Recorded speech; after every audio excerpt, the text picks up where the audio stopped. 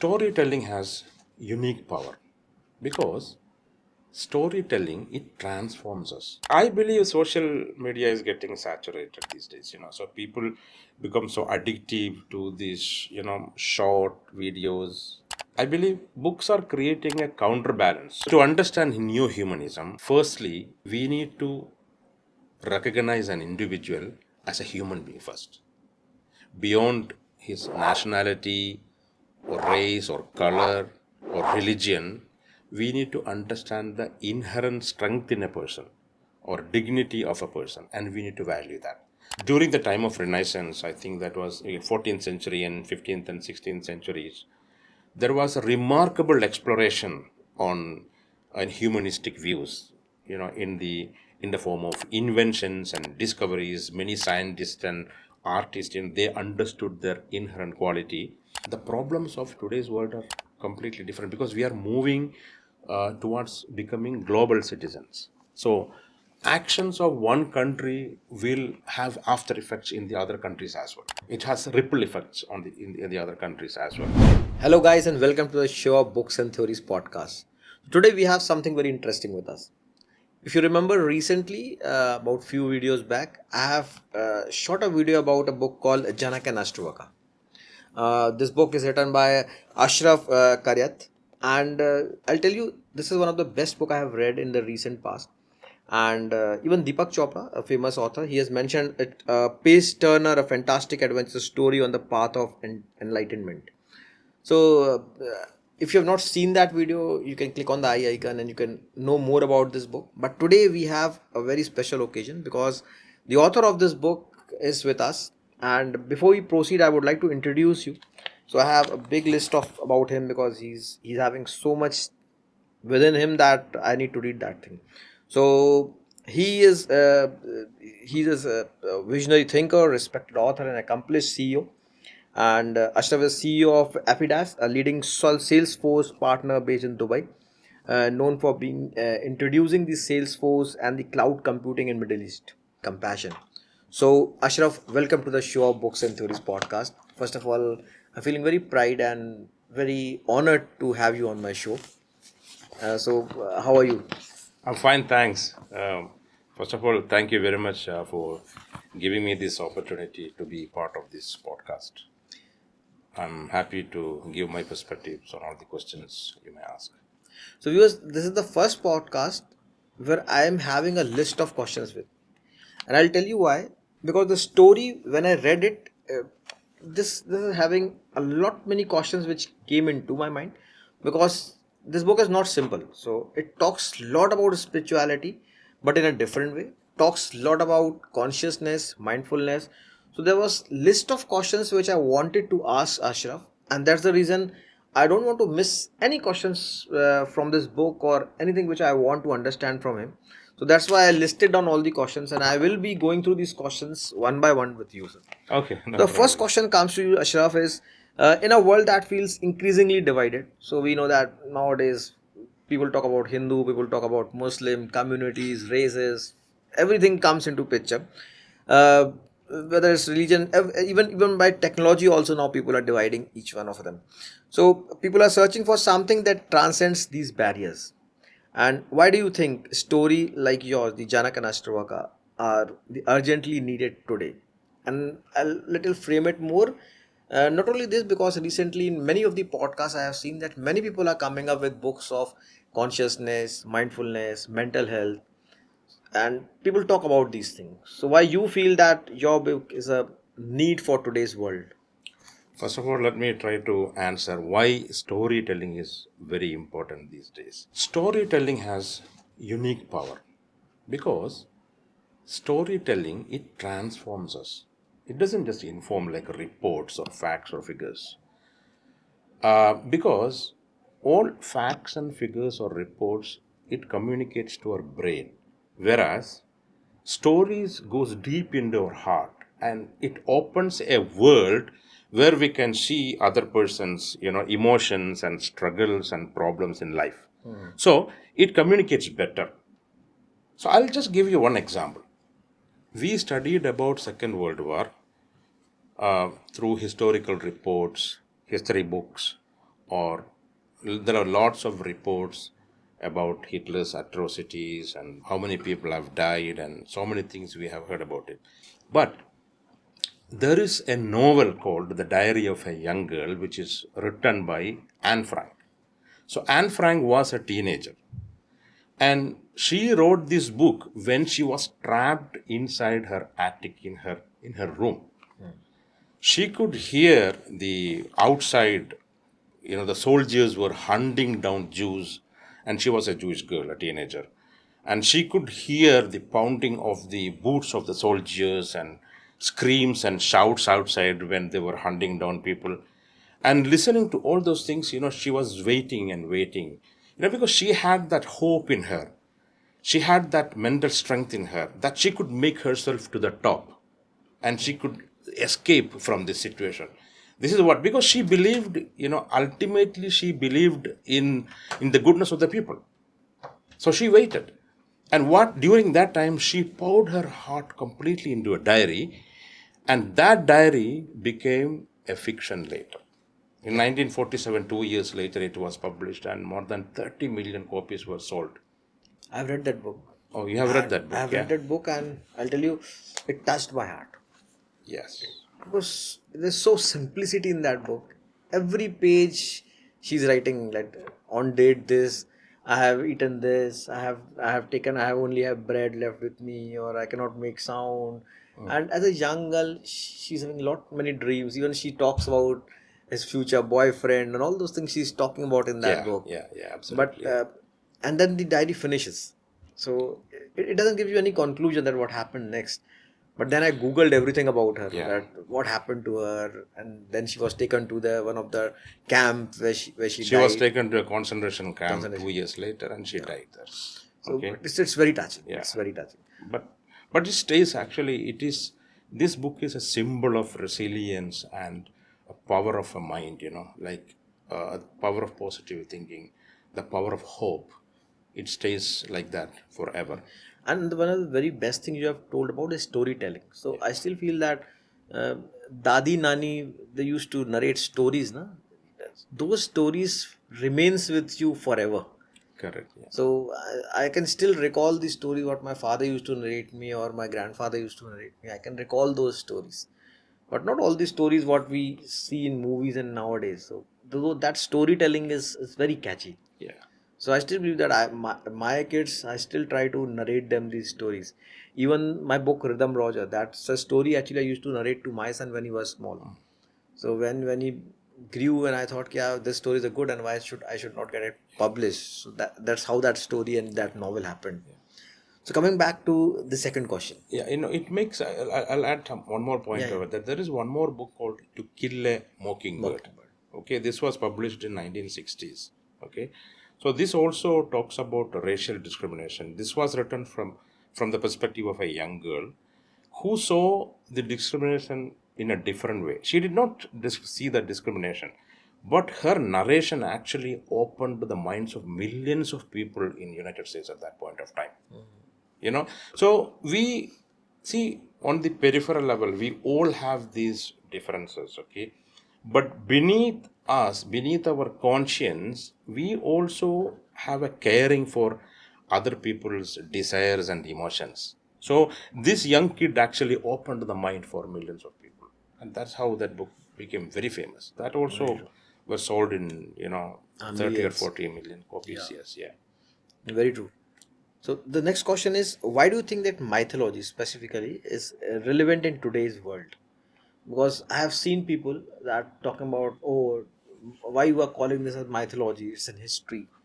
So why you feel that mythology is still important in this world? And your book talks about the mythology. And some people might say that myths are outdated or irrelevant, although I don't feel so. But you've chosen to use a particular mythological story to vehicle the message what you want to narrate to this world. So, what value you believe that mythological stories can bring to this world as of now? So, mythology, despite its ancient roots, it talks about the universal human experiences and emotions. They are not just stories of the past, but they are timeless reminders of our resilience and our power, our strength to withstand the situations like tragedies and all, So we have, how as human beings we have survived over millenniums. This is what mythology talks about. There is a great study by Joseph Campbell. Joseph Campbell is a great author, and he wrote a book called Hero with a Thousand Faces.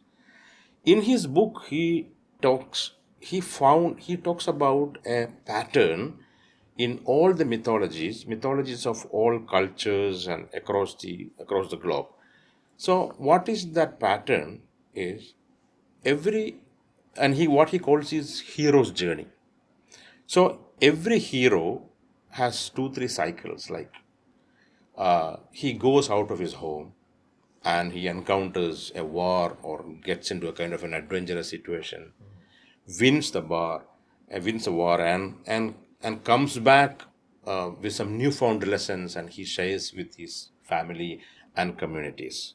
This is a common pattern: departure from home, adventure, and come back with some newfound information, knowledge. And this pattern we can see in all mythology. Okay, Yes. and because he was a follower for another psychiatrist, a famous psychiatrist called Carl Jung. So what Carl Jung says is about a theory called collective unconscious.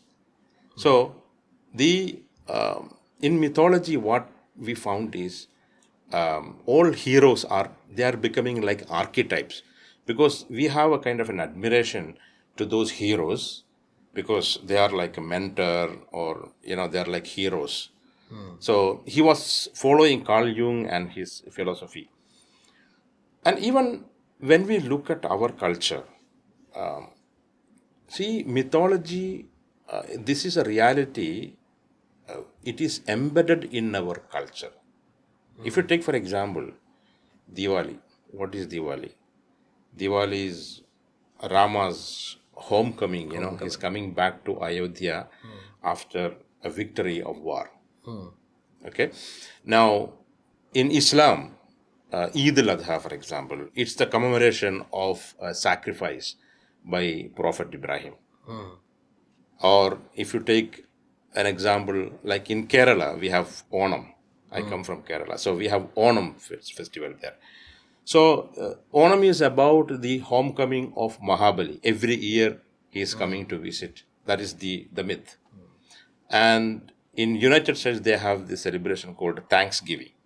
So Thanksgiving is again about the celebration of gratitude of harvest, and they share how they have shared with pilgrims and Native Americans. Okay, so every culture across the globe, it is there, and we, for us, it is a reason for us to celebrate. So every year we unite with our family, our communities and friends, so it has become a reason for us to celebrate. So it is part of our life. Mythology is part of our life. Yes. I think that's what it teaches to us. Yeah. It's a very interesting concept you said. Yeah, finally, every mythology is teaching the same thing. Yeah. This is the cultural difference or the area difference. So the next question comes on the same line. So, like, if mythology can play such an impactful role in connecting the shared values, so what would you say is unique about your story? Because it's also a mythology. So, how do you believe that your approach contributes more towards it? So as we discussed, so mythology has a pattern. Okay.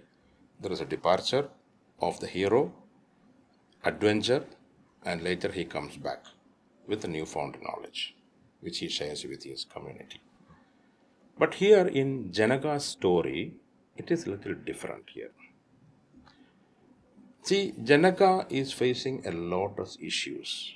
Like, see, there is a war on the horizon. Everybody is bringing the news that war is about to happen. The whole Mithila believes that the war is about to happen. Soldiers and spies are coming and giving information. Okay, enemy is at the border, and there is a treachery happening within the secretive world of his palace, and all of his relatives are also urging him to go for an all-out war. But Janaka, he was not prepared for the war because he was intuitively believing that there is a different solution. Other than war, there is a different solution for this. So he never did it. And he was thinking that, oh, somebody would come to tell me what I am supposed to do. He was yearning for that knowledge. So, as the saying goes, when the when the master is ready, student appears. So Ashtavakra appears at that point of time. So Ashtavakra, during several discourses, Ashtavakra imparts a great knowledge to him. And he uses an analogy. It is called Sarpa Kalpana. I mean, in Sanskrit, it is called Sarpa Kalpana. It is like in darkness, when you walk, you see a snake, but actually it is not a snake. You're mistaking a rope as a snake. So what is your instinctive reaction? You go and take the stick, come back with a lantern. So when you come back with a lantern, you see, then you see that it is not a snake, it is a Rope. it's a rope. So this is how we see things sometimes. Because out of fear and out of threat, we imagine a situation where a bad thing is coming to us. So Ashtavakra is teaching Janaka that anticipation of a painful situation or anticipation of a threat is more painful than the actual situation. Yes, this So, one very yeah, yeah. Fear begets fear, and all negativity breeds further negativity. Okay. Now, fear or threat or all such things, it breeds on its own. So, what is our instinctive reaction? Our instinctive reaction is to be prepared for a defense. So, we prepare for the defense, and our enemies also, I mean, our other side also, they also prepare for the defense.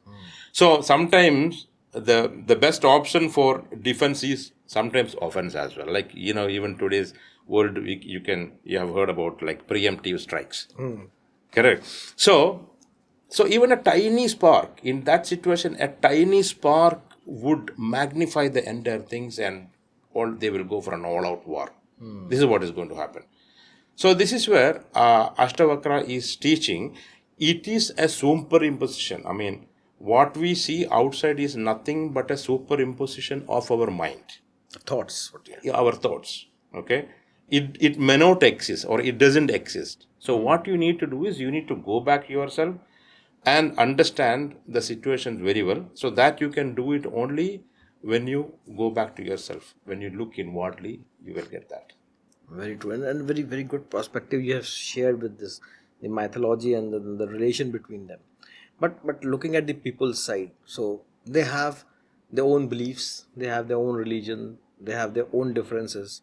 So why you believe that, how this bridges been set up between all these things? That's a very good question. There are challenges, and of course there are opportunities also in this. But one thing is that all religions are grounded in some universal principles. There are some commonalities in all religions, like compassion, gratefulness, value of respecting others, charity. There are lots of good principles which we can adopt as commonalities in which we find in all religions. And nearly 84%, the study says that nearly 84% of global population, they are somehow related to religion. So what we need to do is we need to transcend the divisive aspects of religions. We have to go beyond the divisive aspects of religions. Probably they are superficial things. Okay, they exist only in rituals or practices. There are so many differences. Okay, we don't need to look at that, but we need to look at the commonalities in religion which is serving us, very well. So, as I told you, like these best principles, such as sacrifice, respect for others, and Gratefulness, yeah, yeah. I mean, gratefulness, all such things, would serve us. Um, just to give you an example, how you have to treat your neighbor, all religions talk about it. For example, in Islam, it is the duty of a Muslim to take care of his neighbors. In Christianity, it is one of the commandments that love your neighbor as thyself. This is what Bible says. In Hindu mythology, in Hinduism, there is a concept called Vasudhaiva Kudumbagam. Yes. What is Vasudhaiva Kudumbagam? World is a family.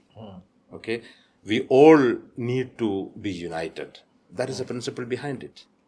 Yes. So in every religion, they talk about it. So now these are the best things we can take, and we can, for a new world, we can synthesize all those philosophies and take the best lessons from that.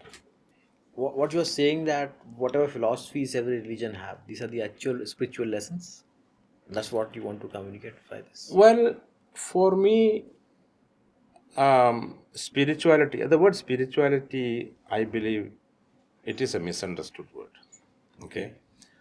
I don't mean anything to do with any mysticism or any religious practices. Okay, when I talk about spirituality, okay, for me it is something different. Let's ask one question: what is the fundamental need of a human being? First is to exist. So for him to exist, he needs to have freedom to choose. Okay, he needs to get a dignity. He needs to be respected. Okay, and he has his own dignity, and he needs to be recognized. Okay, in a society, that is very important. Secondly, I believe everybody has a spark of divinity. Everybody has got their own inherent dignity, and they need to be recognized with that dignity. And everybody has got an innate strength in them which they haven't realized yet. Okay, but at the same time, there is a reality that there are many things which is happening beyond our level of comprehension. There is a superpower, there is a non-physical reality. Okay, I mean, apart from our physical reality, there is a non-physical reality which is giving us guidelines all the time. For me, spirituality means understanding what that reality is. That is what, for me, how I define The philosophy spirituality. of Yeah, this yeah, spirituality. yeah. So by your answer, it comes like something about new humanism. So, what's your definition of being a new humanism, a new humanity, what it can be? And could you explain more about its origin? I'm See, going a little deep into it, but and why you feel that it's important in unifying forces, because you have talked about various forces and superpower. So, what is unifying force in today's the divided world we have? So, what's all about in that? so to understand new humanism, firstly, we need to recognize an individual as a human being first, beyond his nationality or race or color or religion. We need to understand the inherent strength in a person or dignity of a person, and we need to value that. So once we value their worth, then all the other divisive elements will dissolve. That is what history, like all great leaders or great thinkers, actually taught us in the past, over millenniums or over centuries. It started with Aristotle. Aristotle was the first person, first philosopher to emphasize this human dignity and the purpose of a human being. And it evolved over centuries. And during the time of Renaissance, I think that was 14th century and 15th and 16th centuries, there was a remarkable exploration on and humanistic views, in the form of inventions and discoveries. Many scientists and artists, they understood their inherent quality, because it was a time where the authoritarians, there was authoritarian rules was very prominent at that point of time, like religious authorities and monarchs, and individuals did not have any freedom to express, okay, till that period of time. So but it was during Renaissance people started expressing everything. Just to give you an example, people like great artists like Michelangelo and Da Vinci, they emerged at that point of time, channeling their spirit into masterpieces, beautiful arts, about about the human complexity and creativity and beauty. And scientific thinkers, for example, like Galileo and Copernicus, they challenged the long-standing belief about the universe, and they brought reasoning and observation as the criteria, to look at these observation, to look at these scientific things. It didn't end there, and we had explorers like Ferdinand Magellan and Nicholas Columbus. They started exploring in different parts of the world, just to go beyond the capacity of the human mind and to find out the universal truths. So these people have gone ahead and broke their limits and explored, and that is the reason actually we have a world. That is the beginning of a world. We have that connected all the cultures and Civilizations. civilization and stuff like that. A very good example of empathy and reconciliation. What you've explained actually. So many people have done these things. So coming on the next question, Ashraf, in the world that increasing interconnected, the challenges we face often transcend borders and in fact globally. So like you are coming from Dubai and we are in India, so we all have some different cultures and different civilizations. So given this, do you think the ideals and approaches of past leaders like Gandhi or many other leaders are still relevant? Or do we need new methods to address today's unique challenges? That's a very good question. I believe ideals of people like Mahatma Gandhi or Martin Luther King or Nelson Mandela, they're all very much relevant in today. I mean, it's truly inspiring, the way they looked at the world. For example, Mahatma Gandhi, his movement, Satyagraha movement, non-violence, and later Martin Luther King. I mean, he he was following Mahatma Gandhi for his civil rights movement in United States, and Nelson Mandela is also a very good example. Nelson Mandela was in prison for long 27 years of time under apartheid. So when he was released from the prison, he did not go for any kind of a vengeance or anger, but rather what he did, he organized a commission called, Truth and Reconciliation Commission, and gathered all people from all background, and it was a very good model for the whole world. I mean, there was empathy, and there was forgiveness, and it brought a lot of changes in South Africa, and he is a perfect example even today. So they are role models, and their ideals are still relevant today.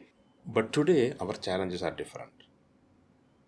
See, their ideals are very relevant even today, but the problems of today's world are completely different, because we are moving towards becoming global citizens. So, actions of one country will have after effects in the other countries as well. It has ripple effects in the other countries as well. So, for example, climate change, or cyber security threats, or pandemics. I mean, we have seen that in pandemics also. It goes beyond borders. So the problems we need to address today is truly international. It is this. It has got cross-border effects.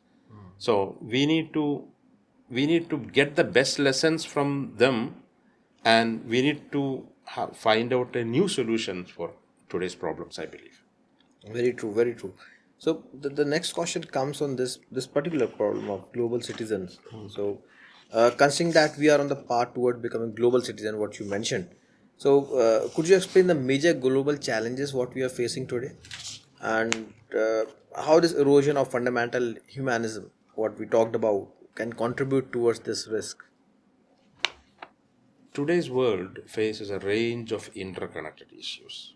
Okay, it doesn't stay within the border of a country. Take for example climate change, or economic inequalities, or cyber security threats. For climate change, I'll just give you one example of what happened recently in Canada. So there was a wildfire. But the effect of that wildfire, it went beyond Canada. The entire North American sky was blanketed with dark clouds. So it doesn't stay within one country.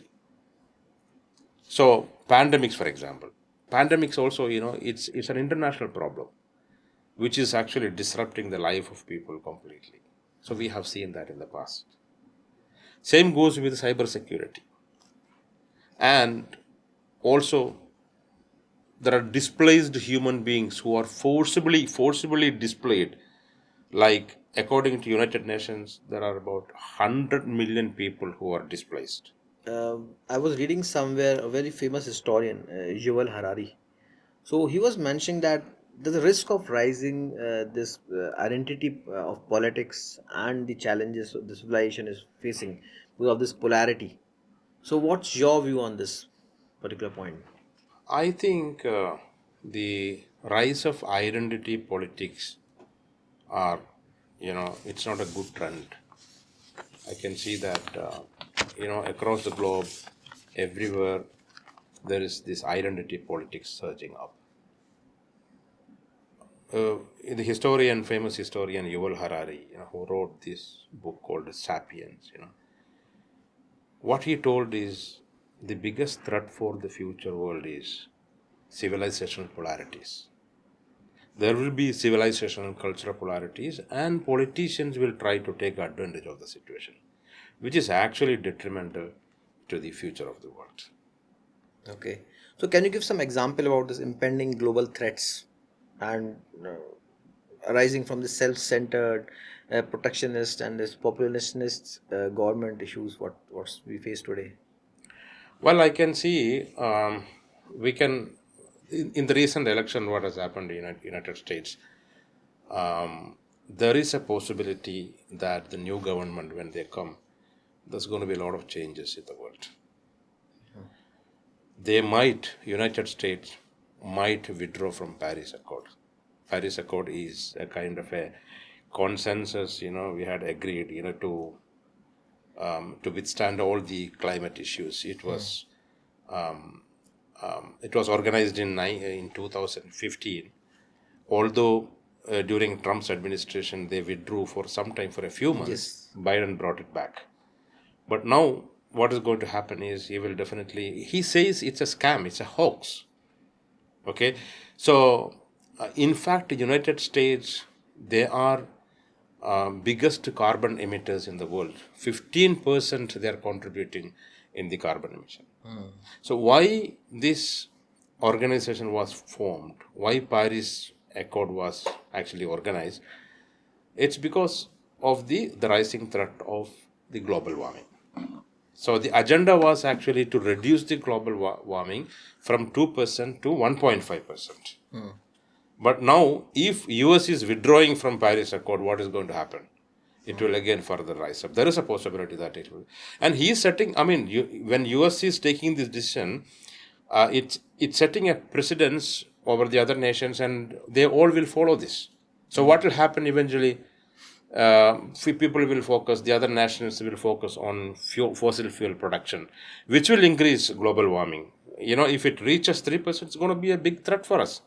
Even countries like India, we are going to have a lot of problems, I mean, even in the recent past, you can see there are lots of hurricanes and intense weather situations. We see it.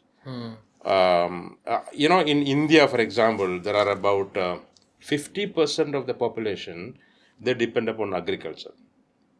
And this erratic rain conditions, will affect the agriculture very badly. It will even affect our economy in the long run. So what happens is, when a populist government, when they take a decision to please their people, they don't see the far-reaching consequences, how it is affecting globally. So I believe this is going to be a big threat. True. Coming back to your book, so what makes King Janaka's journey unique among the other mythological heroes, and how does this his search for meaning and understanding reflects with his broader philosophical ideas about self-realization and consciousness? And why I'm asking this, because while I was reading your book, the journey what Janaka's you have mentioned in the book, I felt like he was a lot of spirituality within him, and he was trying to search for something. So, if you can answer this question. See, King Janaka, he had everything. Whatever a person could think of, he had everything. Like palace, he's the king, and he has his relatives around him. He has got all the luxuries and everything around him. But still, he felt that he was missing something. Okay, and he is always in a contemplative mood, searching for an answer. So beyond all those realities, there is something else. What is that? He had an urge to know more about it. Okay, that was the time Ashtavakra comes. So he had lots of challenges, but at the same time he was asking this question to himself: what is the meaning beyond all those things?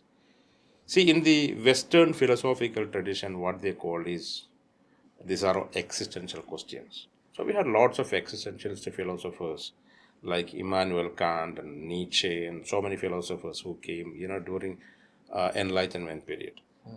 So what they argued was, what is within us in our mind, okay, that is the reflection outside what we experience. So the famous saying of Immanuel Kant, it says, I think, therefore I am. But interestingly, if you look at the Eastern wisdom tradition,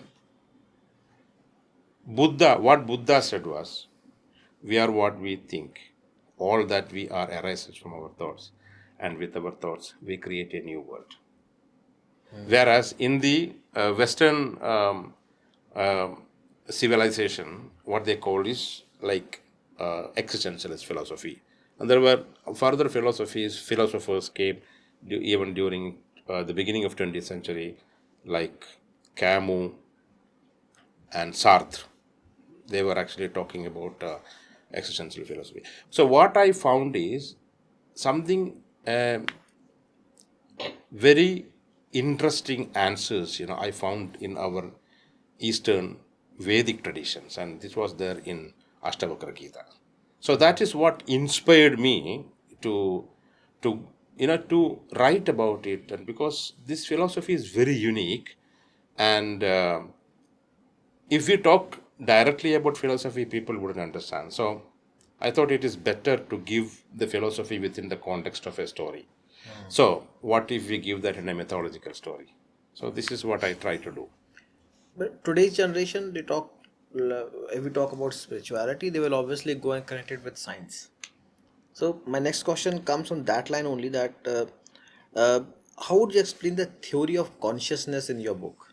And is there any scientific or philosophical backing to it, or it's just mythology? See, if we study the history of science, scientists, the whole scientific world held the belief for almost 300 years that Newtonian theory was the final, the ultimate theory. I mean, everything was objective. Now, in 1917, when Einstein postulated the theory of relativity, it was actually a revolutionary concept at that point of time. Because what he argued was everything is interconnected in this universe. time, space, matter, and even the observer. A person who observes, that also has a relationship with that. So if we look at the consciousness, okay, the consciousness is, it's not something outside. It has got something to do within us as well. So in Ashtavakra Gita, what Ashtavakra says is, it is the all witnessing awareness that is everything. So everything comes from your awareness. This is all what we are talking about here, the first book, Chanak and Ashtavakra. So I have back and we were talking that you were working on the second book. So can you tell us something about the second book? What is all about and how much you have written it and when you are going to finish that? In fact, I have finished my first draft, and I'm just in the final process of the refinement of the book. It's This book is about Jalaluddin Rumi. Jalaluddin Rumi was a 13th century poet and a mystic, and In the Mughal Empire? no, not in the Mughal period. Like it was, I mean, he lived Okay. in Turkey in 13th century. So his mysticism actually centers around all these consciousness and universal love, secular spirituality. So this is what actually I want to bring about in the next fiction. So can you reflect something more about this Rumi's philosophy?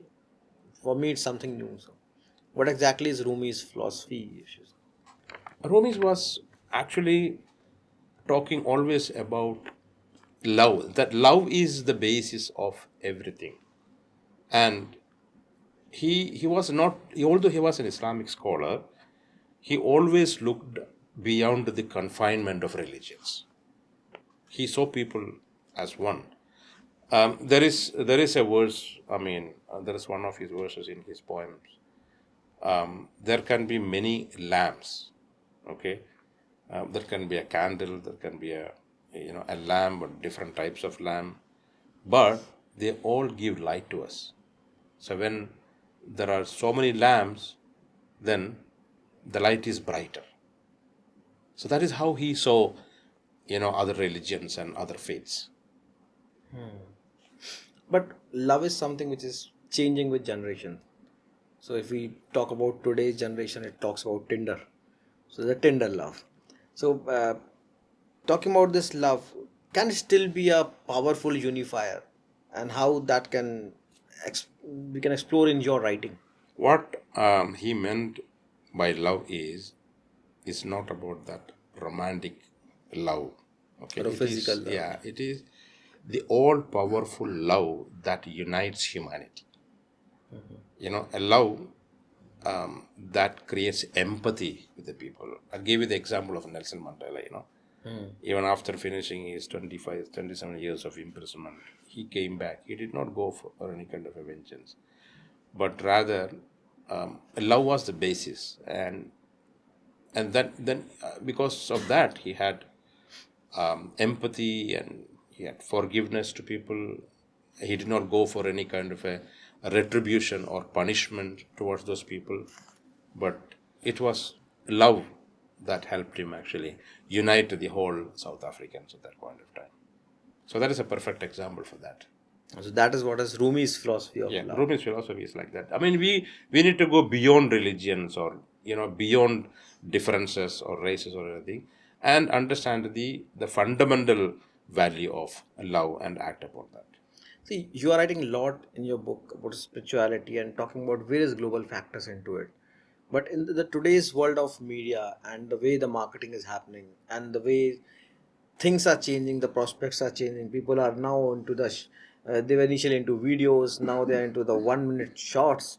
So, do you still feel that books are relevant medium that can communicate these things to them, and will and how this medium should empower humans, and can books be still be that empowering tool for them?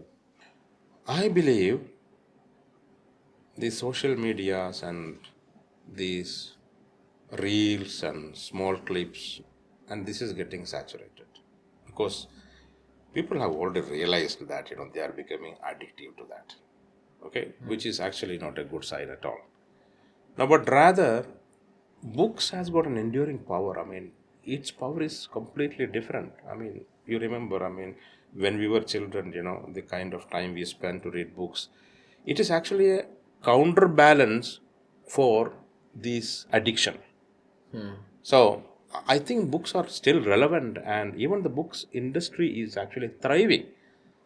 It is, if you take the statistics across the globe, I mean, the industry is thriving.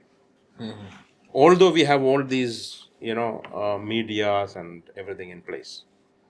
I agree with you Yeah. because I have also seen that even the youngsters, because in schools and colleges now they are focusing more towards reading habits, and I think parents are also understanding that reading is something which can actually bring out the kids from these addictions of social media. And I always urge my viewers to go and read more books, and that the whole purpose is about our books and theories. Next question, what Ashraf, I want to ask you that at the moment we don't have the global framework that can effectively address the issues what we discussed in the complete podcast, and like we also talked about that Paris and climate changes and all those things, but we live in a world with national barriers and it seems practically impossible with to unite everyone. Where do you think we can begin? Yeah, at the moment, I agree with you that we don't have a global framework at the moment. But when we look at the history, um, you can see that, I mean, it was during Enlightenment period, thought leaders like Rousseau, Voltaire, it is because of their ideas. We had the first democracy in the world. I mean, French Revolution, American Revolution, they were all inspired by these thought leaders. So, just like that, we need new thought leaders, and of course, um, there are writers, there are politicians, and there are good leaders across the globe. And we need to think of a new framework, a new global framework. Because I'll give an example. What happened after World War II? World War II, how United Nations were formed, because a lot of new leaders came up and brainstormed, and they initiated for a framework, and that's how United Nations came.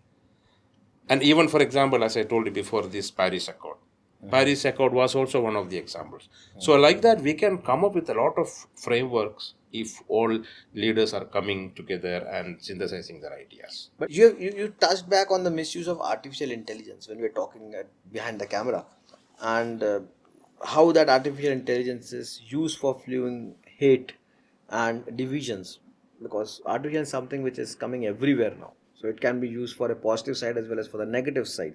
So how do you think that we can use AI positively to address the global issues, the on the global tangent, how artificial intelligence can be a tool to unite?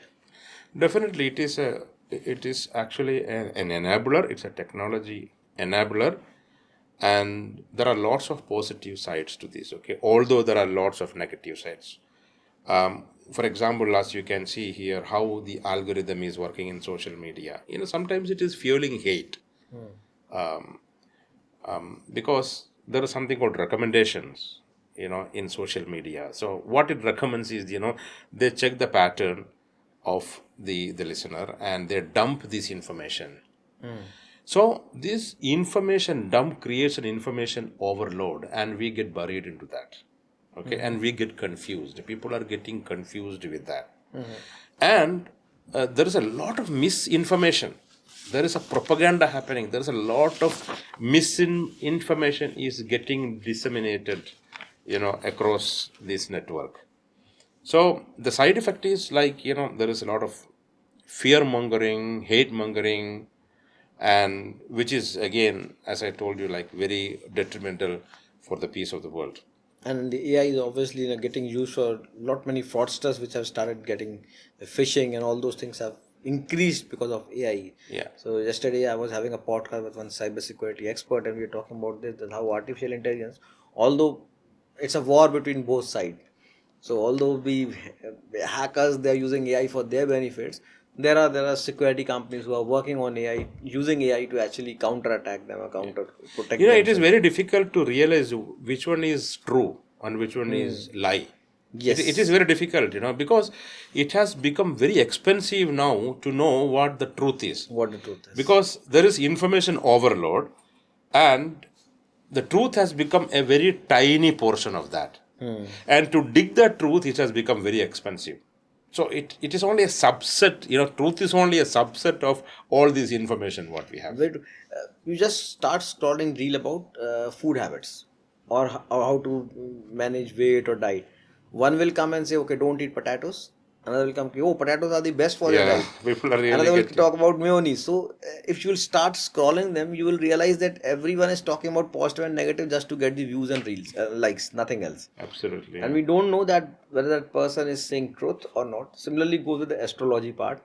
I have seen that someone is saying, okay, just take 4 cardamom, take this that, and just make it up, some wrap it in a red cloth, stuck it on your home, and you will be having a lot of money at your home. Now what the fact about it, what the proof about it? Nothing. That person is just saying it because he wants likes and views. That's all. Reaches. The Reach. answer is reach. Yeah. This is all commercial And interest, people are nothing else. listening to it, they're getting views. Correct, So yeah. it's just all about that. But coming back to your book, because your book talk about mythology and it talks about secular spirituality.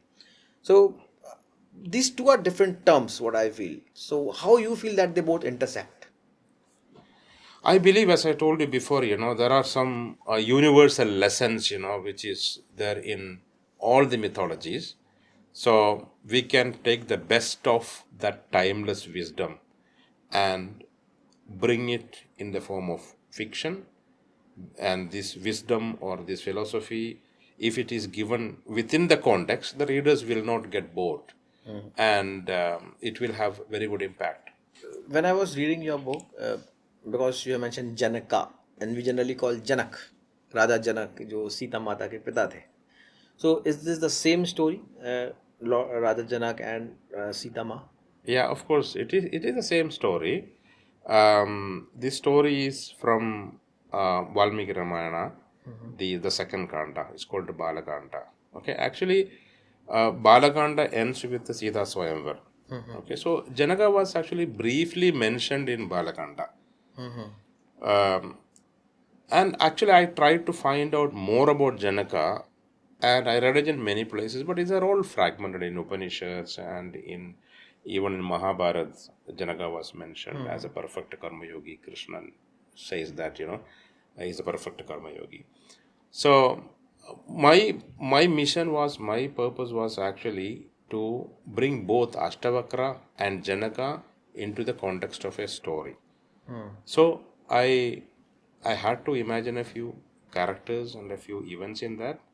Although there are lots of characters like Kushadwaja and Sudhanvan, and they were all like real characters. I mean, in the mythology, and some additional characters. For example, Minister Mahosada. That character was a creation. Because to create the spice of the story, I added some characters and events into that. Another thing, what the name Ashtavakra? It like he was having 8 disabilities in his body. Yeah. So can you throw some light for the viewers about the story of why his name was Ashtavakra? Ashtavakra, because the story was like this, his father's name was Kahoda. So when he was in the womb, when Ashtavakra. yeah, Ashtavakra, when he was in the womb, Kahoda was reciting some mantras, and there was a mistake in one of the mantras, and Ashtavakra corrected it, and Kahoda got angry and he cursed him. Okay, when you are born, you will be deformed. So that is how the story says And that that's he why was he was Ashtavakra yeah, name came. Ashtavakra. He was born deformed. Another story comes that the Kahoda, he goes to Janak's palace for some debate Yeah, with I'm forgetting the name, Bandi. Bandi. Yeah. I have seen this in, I think, one of the Doordarshan serial. This is story, and in that debate he could not win over Bandi, and He failed in the debate, and he had to pay a very big price, his life. his life. So Yeah, they need to drown in a river or something. yeah, yeah, And then that same debate Ashtavakra does with Bandi. yeah. Thanks a lot, Ashraf, for sharing such an insightful theories about your book, which talks a lot about spirituality. And I think it's a small story of mythology which we have read in our Vedas, and it's an ancient story. But how that small story matters a lot in today's world, that's one of the biggest takeaway what I can say from this podcast. And that's the reason I'll say that people should read books, read stories, read mythological stories, because every story gives us something which is the biggest takeaway for our life. And the way you have explained that your story, how it's impactful in the global awareness, it's tremendous.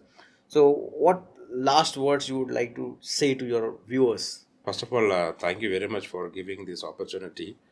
And I would request, those who haven't read the book, I mean, I believe you will enjoy reading the book because there is a story in it. It has all the spices of a compelling story, and it has also the philosophy in it. I believe you will enjoy it. I'll say, guys, that you must definitely pick up this book. We already have this link in the description box, also tagged it as a product over this podcast. You can also go and listen to my solo video about this book where I talked about the complete insight of the book and what exactly the book will deliver to you. And I truly believe that some good books need to be there in your shelf, and this is that one book that should be in your home, should be read by you, your parents, your kids, and it's something which is very informative and something which can help you in your life. So guys, like this video, subscribe, and do share it with others so that this is message of spirituality, message of new humanism should reach to each and everyone. Thank you, Ashraf, for being on this show of Books and You're Theories. most welcome.